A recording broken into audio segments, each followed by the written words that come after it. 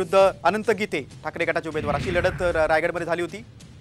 रायगडमधून सुनील तटकरे आघाडीवर असल्याचे कल हाती आलेले आहेत। साताऱ्यात उदयनराजे भोसले पिछाडीवर आहेत। भाजपचे उमेदवार उदयनराजे भोसले पिछाडीवर आहेत। साताऱ्यातील लढत देखील खूप चुरशीची झालेली आहे।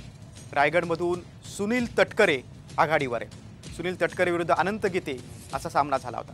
साताऱ्यात भाजपचे उमेदवार उदयनराजे भोसले पिछाडीवर आहेत। बघा, सुरुवातीचे जे कल हाती येत आहेत त्याच्यामध्ये आपण बघतोय काही ठिकाणी महाविकास आघाडी पुढे आहे तर काही ठिकाणी महायुती पुढे आहे।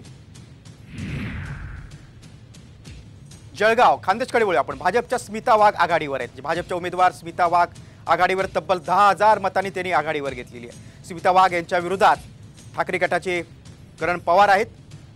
आपण बघतोय खान्देशमधून जळगावचा जो कल हाती आहे तो मध्ये भाजपच्या उमेदवार स्मिता वाघ या आघाडीवर आहेत। त्यांच्या विरोधात ठाकरे गटाचे उमेदवार करण पवार आहेत आणि ते पिछाडीवर आहेत। जळगावमध्ये 2 मतदारसंघ आहेत, एक रावेर आणि एक जळगाव। दुसरीकडे साताऱ्यात उदयनराजे भोसले हे पिछाडीवर असल्याचं दिसतंय। बघा, आपण मराठवाड्यात जागा बघूया। एकूण 8 जागा आहेत। भाजप एका जागेवर आघाडीवर आहे, काँग्रेस 7 जागांवर आघाडीवर आहे। मराठवाड्यात संभाजीनगरची सगळ्यात उत्सुकता आहे कारण तिथं तिरंगी लढत झाली होती। जालन्यामध्ये दानवे आघाडीवर आहेत, जे केंद्रीय मंत्री आहेत, भाजपचे उमेदवार आहेत। बीडमध्ये बजरंग सोनवणे शरद पवार गटाचे उमेदवार आहेत, ते आघाडीवर आहेत। बघा, एकूण 8 जागा आहेत मराठवाड्यामध्ये। बीड, जालना, संभाजीनगर